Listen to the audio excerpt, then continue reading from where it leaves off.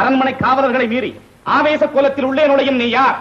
புறாவுக்கு உடல் தந்து புகழ்பெற்ற மன்னரின் வரலாற்றை, தேர்காலில் மகனையிட்டு நியாயம் காத்த மனுநீதி சோழனது பெருங்கதையை, நீதியின் இலக்கணமாய் பெற்று பெருமை கொண்ட திருமாவளவன் கரிகால் சோழனது பூம்புகாரை எழுதுவோர் பெருவடிகன் மாசாத்துவானின் மருமகள்.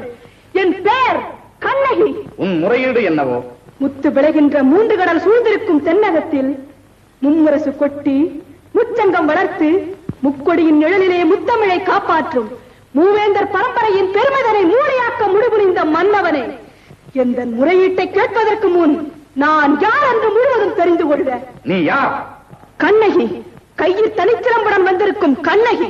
நீதி வழுவா நெடுஞ்செழிய பாண்டியனை துணிந்து இகழ்ந்துரைக்க வந்திருக்கும் கண்ணகி. என்ன? பாண்டிய மன்னா, ரோமாபுரியின் பொது மண்டபத்திலே உனது தூதுவர்கள் இருக்கிறார்கள். இதோ பாண்டியத்து பேரவையிலே ரோமா